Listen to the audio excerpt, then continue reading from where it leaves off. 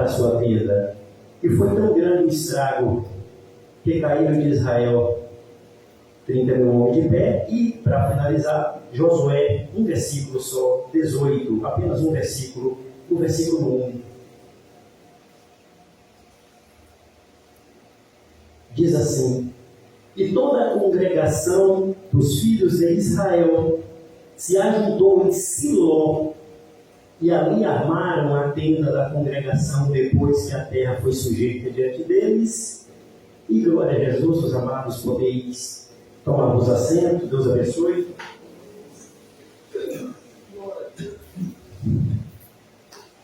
Estou feliz em rever a cada um aqui. Já falei, companheiro do pastor Rogério da igreja, superintendente da congregação, os demais companheiros, Diácono Osório, Diácono Marcos, presbítero Bernardino, companheiro presbítero Diácono Luciano. Vou tomar posse então, já falei o nome presbítero, que algum dia você fica na mesa. É assim que a gente fala e Jesus cumpre depois. Não sou profeta, sou servo. Deus abençoe, é bom te rever. O Senhor dirigiu muitas congregações, eu lembro ali do Laranjeira, as oportunidades. O Senhor, muitas vezes, depois do culto, ia nos levar de noite, tarde da noite, para trabalhar no Atacadão. Sou grato, o Senhor e a família. Deus abençoe a vossa família. E aos demais que estão aqui, eu vejo alguns rostos que eu conheço. Vamos cá, aqui ver. Queridos, essa passagem que agora nós lemos, muitas coisas aconteceram em Siló. Embora pouco se fala sobre Siló. O acampamento de Israel, Josué havia sido incumbido de dar prosseguimento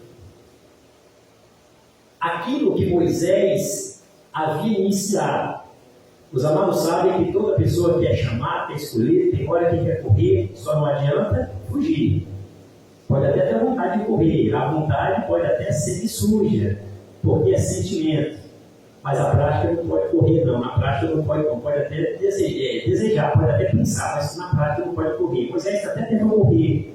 Eu disse, não corre não, que eu vou te mostrar o que acontece se você fugir. Ele disse, chamarão, eu disse, é tu. Ele chama outro, é você. Me dá uma prova, e se eu correr não acontece nada, eu disse, vou te mostrar. Isso que está na sua mão aí, Moisés, é uma vara. Êxodo capítulo 4, versículos 2, 3, 4.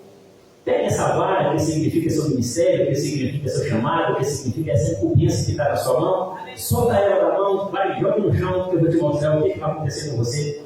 Êxodo capítulo 4, versículos 2, 3, 4. Novidade para ninguém, vocês sabem de coração que o pastor Rogério ensina a igreja, todo mundo aqui ensina a igreja, você sabe disso. Moisés pega a vara, joga no chão, o que era o chamado, o que era a missão, o que era a incumbência, o que era a bênção, o que era a vara, o que era a cajado na mão. Soltou no chão e virou cobra. A Bíblia diz que a cobra corria atrás de Moisés, nada mais, nada menos para picar Moisés. O que isso tem a ver? Era o Satanás? Não era, não, era o chamado que persegue. Onde é que tu entrar, o chamado vai atrás. Aonde tu for, o chamado vai correr atrás de você. O que significa que você é obrigado a fazer? Não é obrigado, não é não. Mas dizer que o chamado te deixa, não deixa não. Moisés morreu. Deus falou assim, Josué, Moisés está morto. Sim, Deus. É tu, antes que meu servo Moisés morreu, você lembra que eu mandei Moisés te procurar? Sim. Pois é você. Josué, alguém citou o nome, no primeiro nome de Josué. É esse mesmo nome, viu? É porque no livro de Números, capítulo 13, está aí. Números, capítulo 13, na sua Bíblia, na minha Bíblia diz, versículo 8, que o primeiro nome dele era Oséias, filho de Num.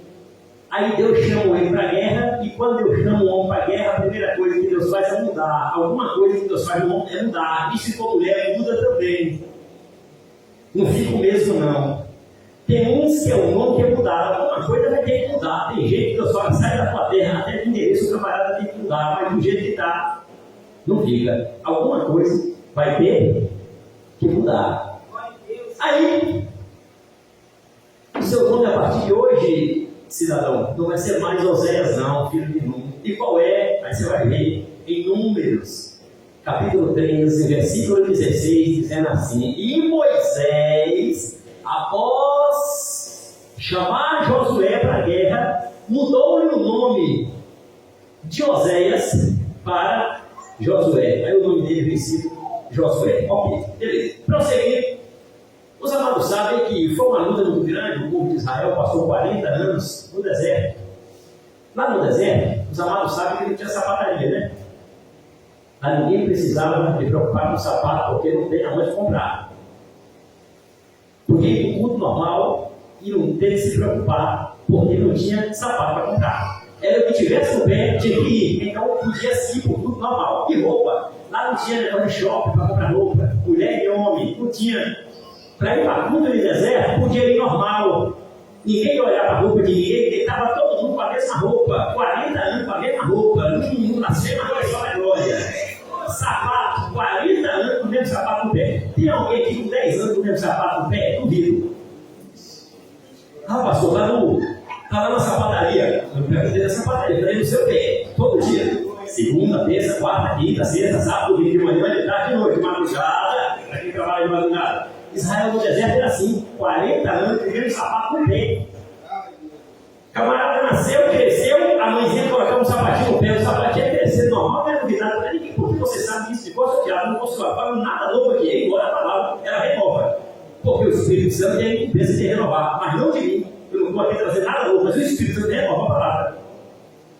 E a roupa? A mesma roupa, 40 anos, você já pensou? As irmãs vindo para o culto, 40 anos com a mesma roupa? Só dando glória, e se fazer que era feio, pior. E para o culto, a mesma roupa, segunda, a mesma roupa, terça, a mesma roupa, quarta, a mesma roupa, quinta, a mesma roupa, sexta, a mesma roupa, sábado, a mesma roupa, a mesma roupa, e a tarde, evangelista, a mesma roupa, a noite no culto, a mesma roupa, só dando glória e aleluia. Eita, culto abençoado no deserto, mesmo sapato, aleluia, mesma roupa. E para aumentar sua fé, não tem água. Não, pastor, mas eles bebiam porque Deus provia. Água não tem, deserto tinha areia, tinha terra, monte de pedra, mas água não tem. Mas eles bebiam, mas era que Deus provia, a água sai da pedra. Olha para você ver, dá para ser crente? Você tem tudo, hein? Você lembra que você tem tudo, hein? Trento aqui, você está ligado, hein? Atacadão ali, com glória. Açaí lá, vai lá. E se atravessar a rua, você vai para o Mix Mateus. E se não quiser, você pega a Casa Grande e do lado de lá você pega sempre tem. Você vai escolher deserto por opção, é da glória. E aí, glória. E glória. E não tem onde comprar, não, viu? Não tem mercado no deserto, tem mercadinho. Tem não. Mercearia não existe de deserto. Shopping não tem não. Loja de celular não tem não. É só da glória no deserto. Com o mesmo sapato, com a mesma blusa e com a mesma camisa. 40 anos vestido sem fazer cara feia. Dormir com a mesma roupa, levantar com a mesma roupa. Porque está isso, pastor, está na Bíblia. Na sua Bíblia aí diz. Está na sua palavra, na sua Bíblia aí. Você vai ver aí, a mesma roupa aí. 40 anos, a mesma roupa. Crescia no pé, crescia no corpo. A mesma roupa. E outro detalhe, não tinha um doente. Não tinha um doente e não tinha ninguém que dá o cheiro. Isso é que é Deus. Isso é que é Deus. O resto é resto. Sem doença, sem mau cheiro, não tinha no deserto um doente. Foi aquele que Deus matava qualquer. São obedientes, eu estou falando aqui de crente obediente. Obediente no deserto, não morria. E era perfumado, porque esse Deus nosso, ele é Deus que zela. Isso é a palavra que diz. Você com água, tem hora que você reclama, mas eles não tinham água. Você tem muito melhor, às vezes, sapato, você fala, Jesus, eu não vou pro culto de Jeová, eu só preciso 3 pares de sapato, 3 pares de sapato, Jesus, eu já fui com esses 3 pares de sapato, eu conheço até a cor desses 3 pares, no deserto tinha, só tinha um para 40 anos, todo dia, e não pode perder culto, porque Deus é uma regra lá na lei, não perca o culto, não perca culto. Eles iam para a congregação, onde é que estava a congregação? Fala comigo, terra de Siló. Nem todo mundo falou. 1, 2, 3. Terra de Siló. Vai mais. 1, 2, 3.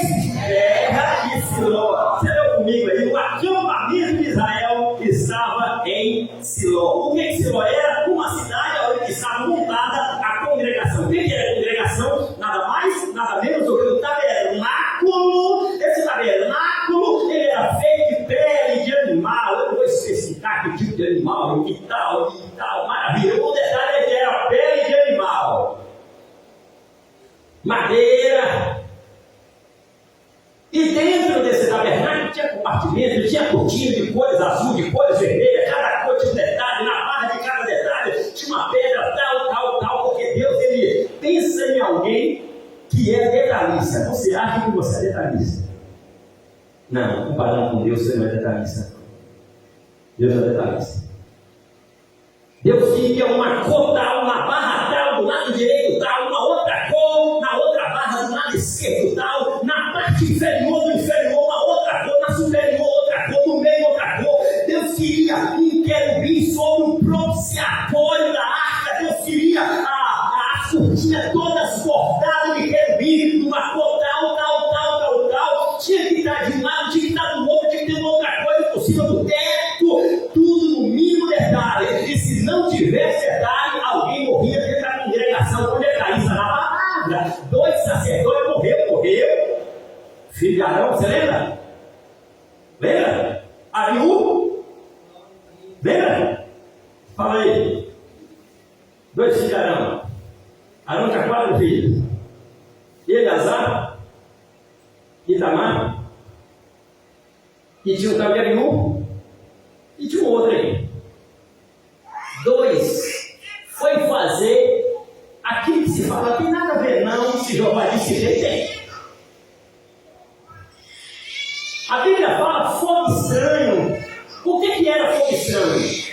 Alguma coisa que não estava nos mínimos detalhes. Se Jeová colocou um detalhe tal, tem que seguir aquele detalhe. Se não seguisse, já saía puxado na corda. Porque quando entrava com a corda nas barras das vestiduras. E alguém ficava do lado de fora falando, olha, se demorar muito lá, além do prazo que Jeová estipulou, tinha horário para entrar e horário para sair. Se demorou muito, já pode puxar, porque já morreu. Porque tudo no mínimo detalhe. Ok. No acampamento de Siló estava acontecendo tudo isso. Acampamento de Siló. Josué parou ali e tal, o acampamento estava ali, e de Siló saía para as guerras. Como é que era a guerra? Você sabe depois, na hora em que ia ter uma guerra em tal lugar, saía, logicamente, os guerreiros, saía a arca junto com o sacerdote, e a arca não podia ser levada, a não ser com 4 levitas, um segurava numa ponta, o outro segurava na outra ponta, outro segurava numa outra ponta, outro segurava na outra ponta, era 4. Teve uma certa feita que alguém disse, não, esse negócio é coisa de detalhe, esse negócio é só 4 levitas, para que isso? Economiza, vamos colocar esse negócio aí em cima de charrete, em cima de carro de boi. Alguém morreu. Toda vez que ele saiu da regra, o final sempre era um morro. Porque o salário do pecado, sempre na desobediência, aparece um para morrer. Porque o salário do pecado é a morte. Ok, falando ainda de Siló, tudo estava acontecendo em Siló.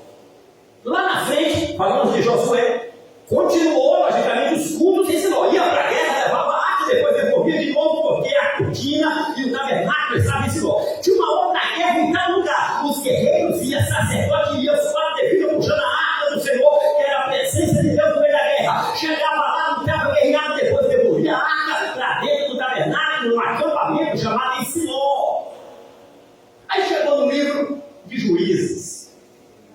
Aqueles 13 para 14 juízes que você conhece depois, Santiago, todos eles julgavam, como o primeiro juiz de Israel, que você conhece depois, Santiago, um tal de Otiniel, um segundo juiz de Israel, conhecido como Eude, um terceiro juiz de Israel, conhecido como Sangar, um quarto juiz de Israel, conhecida como Débora, a profetisa, que logicamente era esposa de Lapidote, que ficava debaixo das palmeiras, tinha um quinto juiz lá, aí aparece um tal de Gileão, depois aparece um tal, logicamente, de Jefté, aparece um tal de Jair, Ibsam, então lá aparecendo todo mundo. Eu sei que todos esses juízes apareceram no livro de Juízes, mas a capital, logicamente, onde era que estava, o tabernáculo e a arca do concerto continuava na congregação da cidade de Siló. Outro detalhe, por que Siló? Porque Deus escolheu Siló.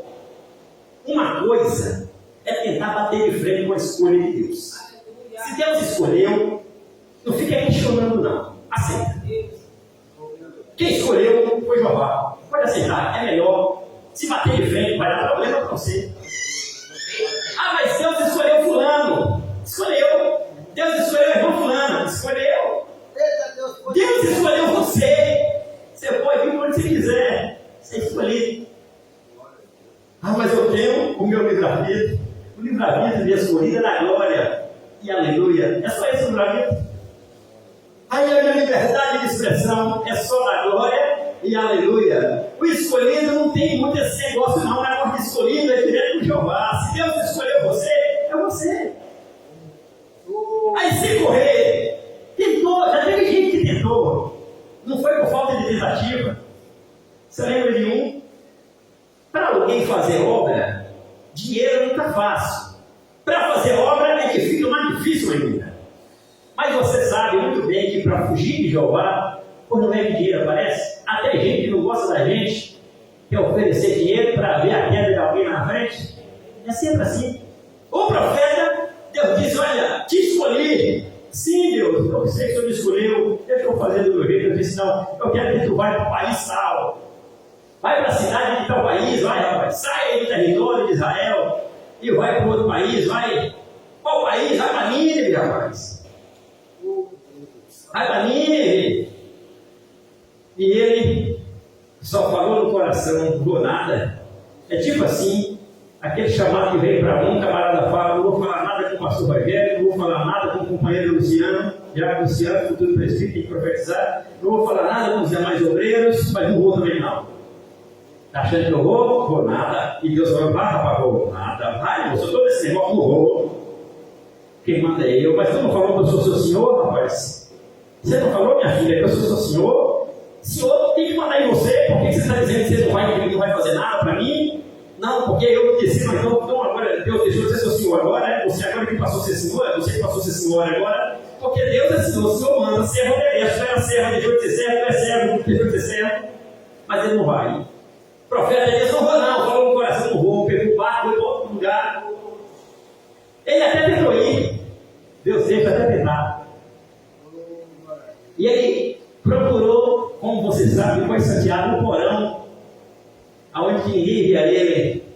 E não viu ele não, você o que deu dele que ele passou ali com um foguete, ninguém viu, ficou escondido lá e um pouco se matando lá em cima, temporal, você sabe, foi Santiago. Irmã Vânia, Deus te abençoe, irmã Vânia, estou te vendo aí, escondidinha. E a Bíblia diz que o temporal lá em cima, e gente começou a pegar a fazenda. O que é fazenda? Saco, fardo de coisa que colhia das fazendas, dos grãos, e diz, olha, joga dentro d'água para ver se o navio andeira. O problema não estava naquilo, não. O problema estava no escolhido que achou que podia fugir. Escolhido não vai fugir, nunca vai conseguir. Pode tentar, Salmo 139 diz, para onde eu fugirei do teu Espírito, ó Deus? Se eu subir tudo daí, se eu descer, tu me pega lá. Se eu pegar as asas da árvore e vou bater na extremidade das asas, até lá tua mão me pega e me puxa. O profeta tentou. O profeta tentou e Deus foi dando corda. Quando Jeová puxou, lá vem temporal, quando ele lançaram o sol, e descobriu que lá no porão, lá debaixo, tinha um homem escondido. Sacudiu ele, disse, tu tá morto, rapaz.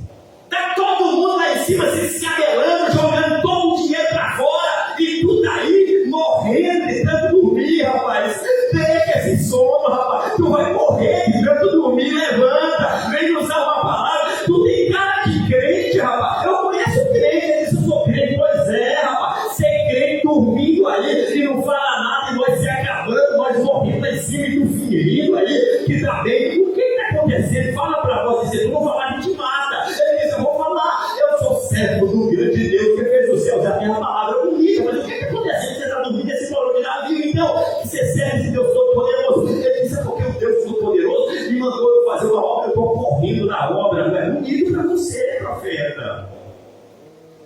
Bonito para você, profeta. Deus manda eu estou fazendo, eu estou correndo, né? E aí, mas o que está acontecendo?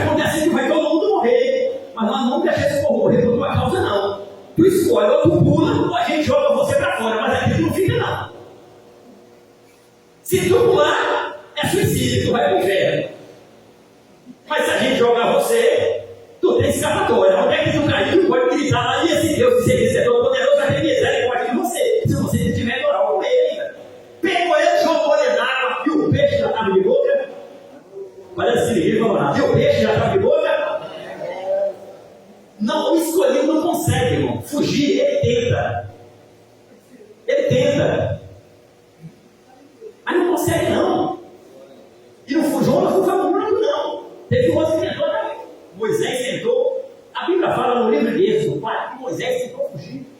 Êxodo capítulo 4. Lê o capítulo dos outros, você vai ver assim. E veio Jeová para tentar matar Moisés. Pode ver, está aí. Onde é que está aí, pastor? Está aí. A sua Bíblia com essa letra, com essa letra, pode ler, está aí. E veio Jeová procurando matar Moisés. Com essas letras, está na sua Bíblia. Você pode ler 10 vezes, está no livro. Lê de novo, você vai ver aí. Ai, eu sou obrigado a fazer uma coisa para Deus? Sou obrigado, não. Mas o escolhido não tem escapatória, não. Lembra que Jesus falou assim? Quem colocou a mão no arado? Você lembra? Lembra? Só olhar para trás. Não? Teve um que falou assim: onde é que eu tinha seguido? Ah, rapaz, espera aí, rapaz. Olha, as aves têm seus ninhos, seus covios.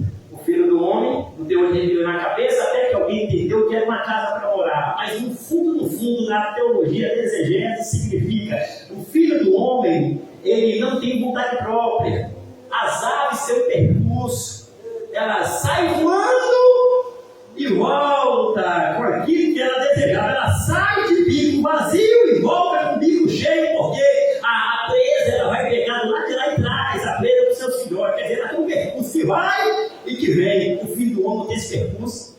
O filho do homem vai para um lugar, não sabe nem se volta mais. Já é o escolhido. O escolhido eu não teve que estar num canto, eu vai disso, agora vai para outro. Glória a Deus, aleluia. E assim, Jeová, se é assim, essa é a vida do escolhido. O peixe com a boca aberta, o peixe passou mal, porque Jonas estava fazendo o ventre do peixe passar mal. E qual é a prova? O vômito do peixe. Jeová disse: olha, peixe, parece que o seu ventre está passando mal com esse cidadão aí, é só vomitar ele. Vai lá na água, lá, ou seja, na beira d'água chamada praia, e vomita. Porque o remédio para quem está doente no estômago, um deles é o vômito. Vai lá, vomita o profeta que está fazendo você passar mal. O camarada que foi de Jeová, até o peixe passa mal com ele. E aonde ele pisa o pé, dentro de um barco, o barco afunda. Onde é que está isso, pastor? Eu acabei de te dizer. O barco só não afundou porque jogou ele fora. Se ele ficasse ali mais um segundo, afundava todo mundo. Jogou ele fora. O peixe engoliu ele e passou mal também. E o rapaz vai, vomita ele, então você vai ficar na mesa, vai lá. Não passa mal o carro do profeta que fugiu, não. Depois o profeta foi vomitado. Teve gente que falou assim: que aquele peixe vomitou Jonas para dentro de Nínive. Jeová não facilita para ninguém. Não, Jeová dá graça e diz assim: estenda a tua mão, Deus estende a sua mão direita e pega na sua mão e diz: não temas que eu te ajudo. Mas facilitar não facilita para ninguém. Jonas pegou aquele navio no porto de Jope. E no porto de Jope ele estava fugindo para Tarsis. O peixe estava mais ou menos quase no meio do mar Mediterrâneo. E Jonas, quase mais ou menos no meio do mar Mediterrâneo, jogaram ele dentro d'água, o peixe puxou ele e voltou ele para o mesmo lugar de onde ele começou a fugir. Quer dizer, vai começar tudo de novo, do zero. Daquele lugar até Nínive, para onde ele foi, 1000 quilômetros a pé. De Jope até Nínive, 1000 quilômetros a pé, fazendo a obra. Pronto. Chegou em Nínive, problema resolvido. Chegou lá, Jeová salvou 120 mil almas. almas. 120 mil almas, irmão.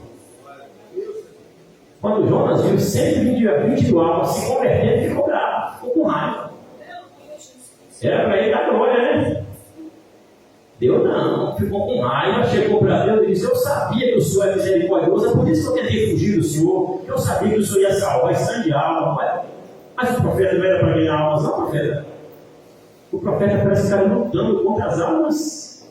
120 mil almas se salvaram. Tem uma história, porque ele fosse nada, porque os significa matar os pais dele, matar os parentes dele, mas nada justifica deixar, logicamente, o ódio entrar no coração a ponto de impedir Deus querer salvar almas. 120 mil almas foram salvas pela pregação de Jonas, mesmo contra a vontade dele.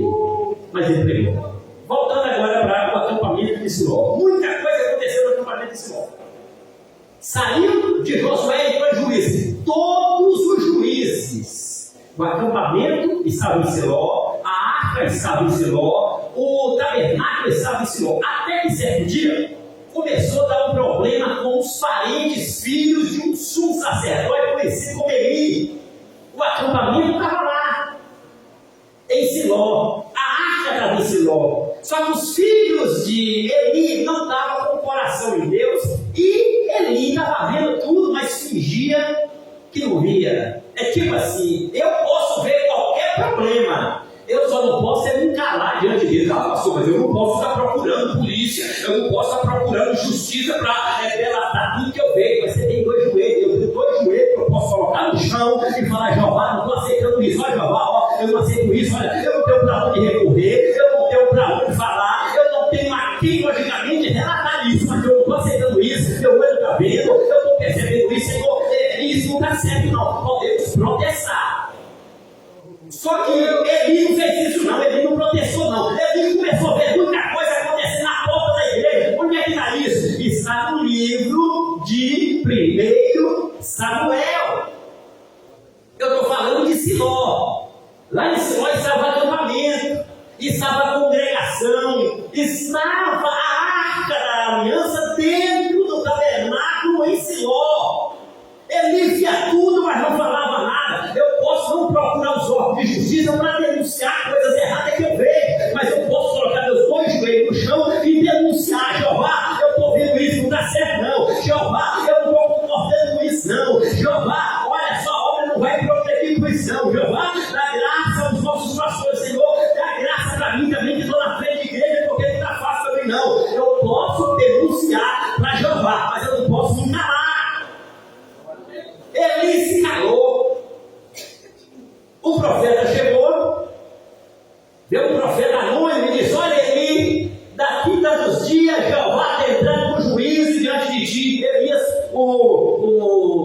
só olhou para o profeta e disse: Deus faz conforme ele quiser. Ué, assim é? Jeová aponta o dedo para mim e fala: estou entrando com juízo contra ti, homem. Deus faz o que ele quiser. Ué, assim é? Foi isso que Eli falou com o profeta anônimo. O profeta foi embora.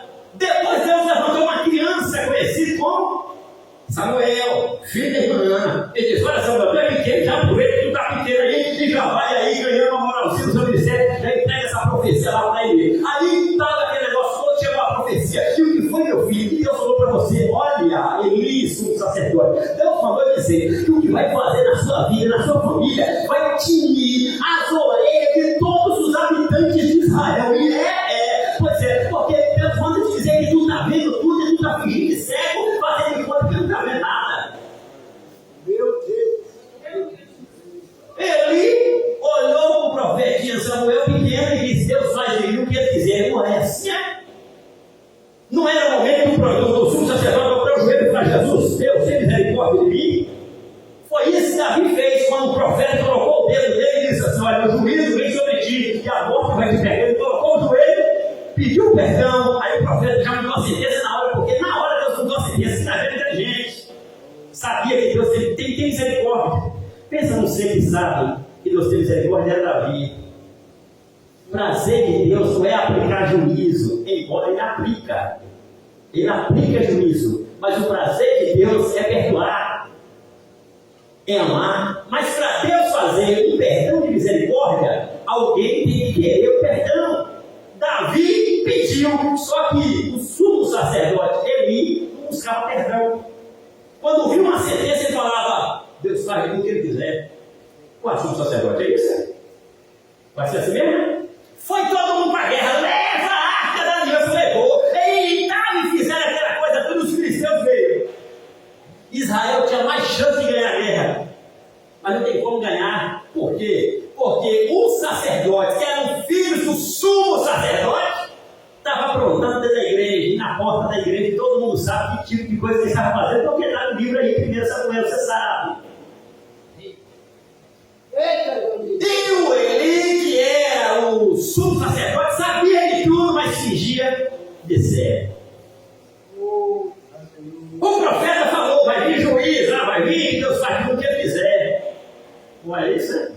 Pois lá na guerra, a Bíblia fala que houve umas matanças e no final procurou Israel todo destruído e morreu os 2 sacerdotes, Hofni e Finéia.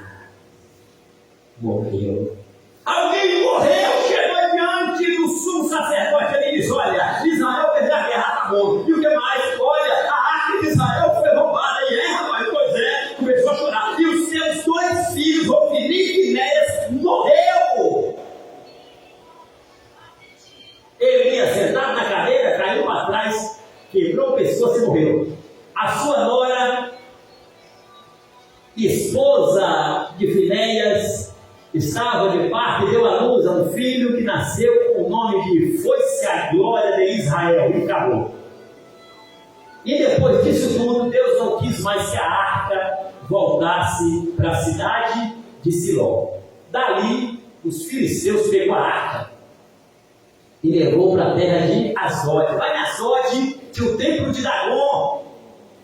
O templo de Dagon, aquele é templo que eles furaram o olho de Sansão, que eles rapou a cabeça de Sansão, fez Sansão de palhaço para rodar a linha e dizer: olha aí, Dagon, olha seu inimigo aí, olha que matava mil filisteus, que matava filisteus e que matava os gigantes e que arrebentava com nós, olha seu inimigo aí. Agora chegou a vez deles pegar a arca. Só que com a arca foi diferente, agora eles estavam mexendo direto com Jeová na arca. Eles pegou a arca, colocou o pé de Dagon e olha aí, Dagon, seu maior inimigo de Jeová e no teu pé, pisa na cabeça de Jeová, Dagon. Pisa como, rapaz? No outro dia, as pernas de Dagon cortadas, Jeová cortou as 2 pernas de Dagon. Está aí na sua Bíblia. Eles tornaram mirar as pernas de Dagon e deixou a arca lá. Vai, Dagon, vai nas pernas, tem nada agora, Dagon. Cabe de pisar, Jeová, pisa nesse caixote, porque esse caixote é Jeová, Dagon. Porque a presença de Deus sabe mesmo, naquele caixote. Não é um caixote comum.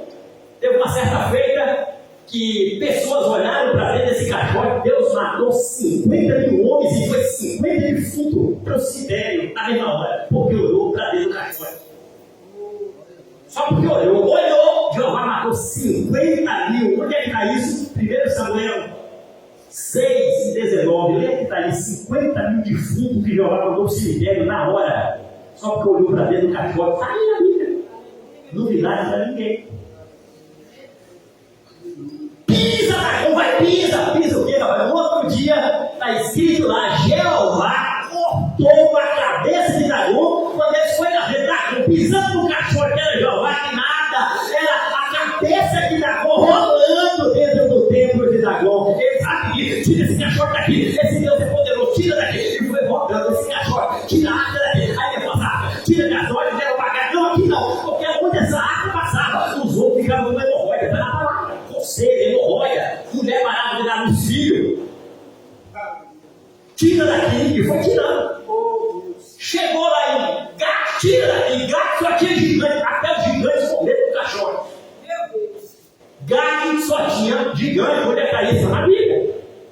Quer um exemplo? Você sabe. 1 Samuel 17, 45-50, um deles se chamava Golias. Você conhece esse cidadão Micó e salteado de Gate. E quando Davi mata Golias, você está achando que é muito Golias. E Gate não, tinha mais 4 Golias. Onde ele está? Está sua Bíblia, referência, está aí mais ou menos em 2 Samuel, capítulo 21, versículos 15 até o 22, aparecem 4 outros gigantes de Gate, parente de Golias, um tal, logicamente, de um outro que se chamava, mais ou menos, Biminob, que foi matou ele com um tal de Abisai. Levantou-se um outro gigante conhecido lá, mais ou menos como Simaí, ou como Saf. Quem matou ele foi um cidadão chamado Sibekai. E lá mesmo em Gate levantou-se um outro gigante, conhecido mais ou menos como um tal de Lambi. Quem matou esse tal de Lambi foi um tal de filho de Jali. Aí levantou-se um outro gigante lá, que a Bíblia não dá o nome dele, logicamente, de um homem de 24 dedos, gigante de 24 dedos. Tem gente com muito dedo por aí e tem gente com menos de 10 dedos por aí, precisando de Deus, fazer uma obra por esse Brasil. E Deus tirou esse gigante de 24 dedos que atormentava Israel. Eles eram todos de Gate.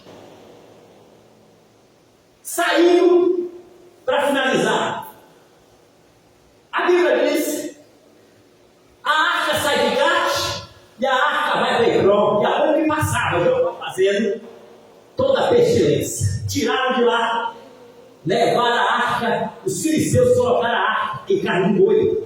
E alguém pergunta: por que os filisteus podem? Não, eles não podem colocar, só que eles não conhecem a palavra. Tem uma diferença da pessoa que conhece para a pessoa que não conhece. A pessoa que não conhece não vai deixar de ser chicoteada, não. A Bíblia fala que vai ser chicoteado com pouca chicotada. Isso é a palavra que fala.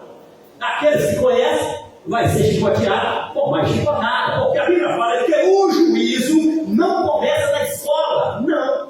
O juízo de Deus não começa na rua. Não. O juízo de Deus começa pela casa de Deus. O juízo começa pela casa de Deus.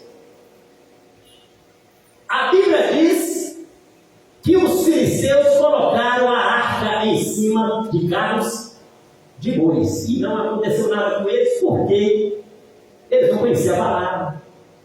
Levou a arca para um lugar conhecido como Bet-Semes, deu as mãos de um cidadão conhecido como Josué, um outro Josué. Ok. O povo dessa cidade de Bet-Semes olhou para dentro da arca. Deus matou 50 mil e virou defunto na hora. 50 defuntos no cemitério. Ficou com medo, tirou a arca de lá, levou para outro lugar. Levou para onde? Levou para um outro lugar conhecido como Kiriat Jearim. Lá em Kiriat Jearim ficou a arca lá mais ou menos por 20 anos. E aí, então, estava bem assim, aquele negócio todo, tirou a arca de lá. A Bíblia diz que alguém foi instruído para não segurar a mão na arca. Não podia segurar na arca, não podia colocar a arca em cima de carro de boi, e não podia olhar para dentro da arca. Desobedeceu. Agora eu estou falando dos filisteus, eu estou falando agora dos hebreus. Os hebreus sabiam disso. Rei Davi pegou a arca, mandou tirar de lá. E a Bíblia diz que a época do reinado de Davi, a primeira vez que tentou tirar, logicamente a arca de Kiriat Jearim, Uzá estava como um dos que guiava a charrete que estava puxando a arca. No meio da estrada, no meio do caminho, a arca balançou, porque diz ao texto bíblico que os bois tropeçaram. Eu não sei porquê, porque não tem tropeço para eles tropeçar, mas a desobediência, Jeová faz surgir o que não deveria nem surgir, porque estava em total desobediência aquela carruagem. Não podia levar a arca de Deus, um rei de Israel, não podia levar a arca de Deus em carro de boi, não podia. Um rei de Israel não podia permitir que ninguém segurasse aquela arca, estava tudo em desobediência para poder levar aquela arca. No meio da estrada, a arca balançou, Uzá tentou segurar a arca e Deus fez um furo no coração dele de um lado a outro e ele morreu com o coração furado pelo fogo de Deus. Davi ficou com medo, disse: não vou mexer nessa arca não.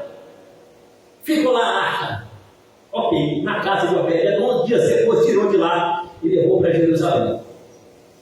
E a tenda, a arca foi para Jerusalém, ficou em Jerusalém, ok. Davi deixou ela lá em Jerusalém, mas o tabernáculo continuou um tempo em Siló.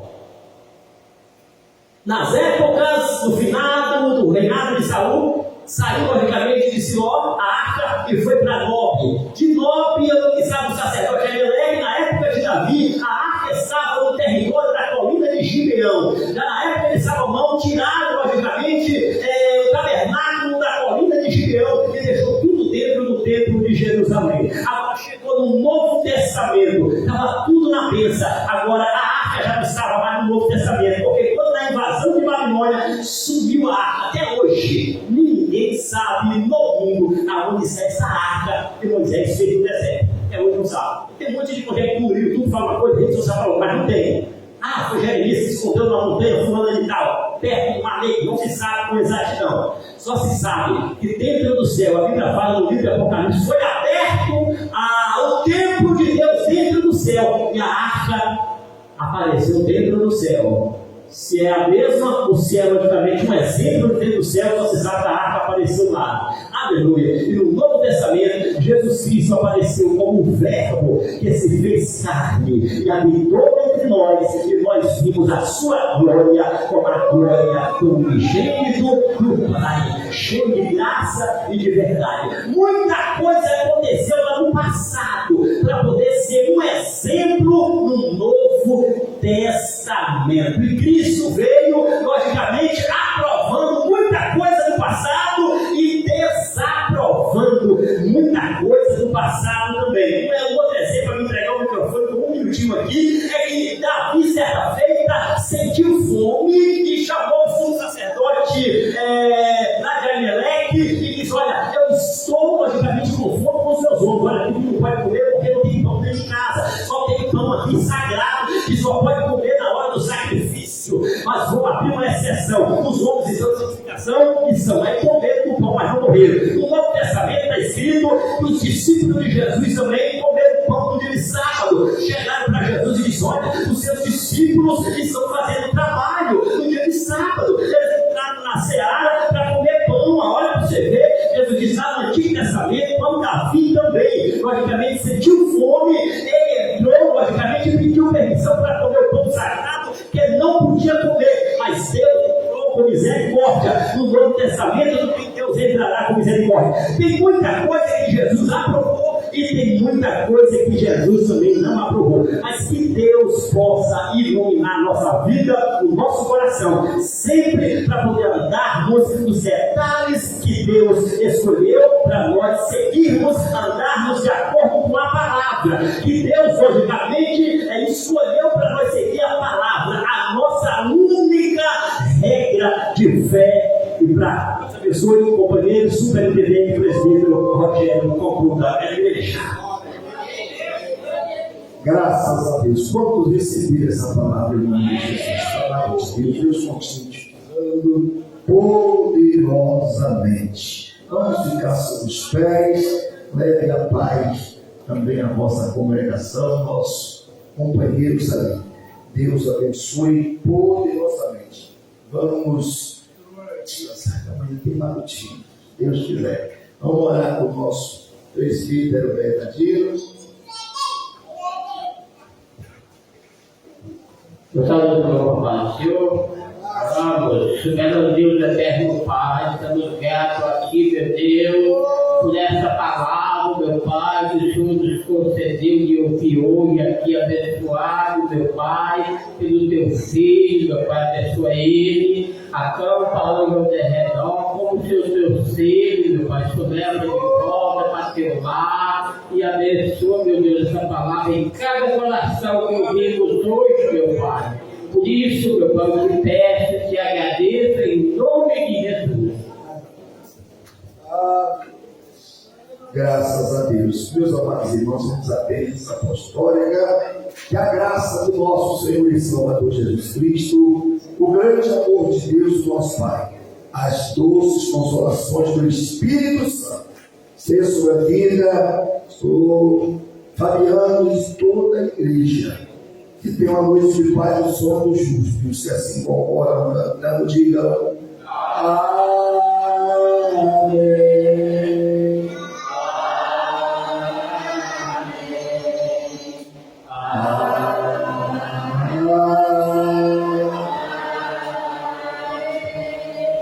Deus abençoe, foi bom você ter vindo. Sexta-feira, estamos aqui também no culto à noite. Eu não lembro mais do time.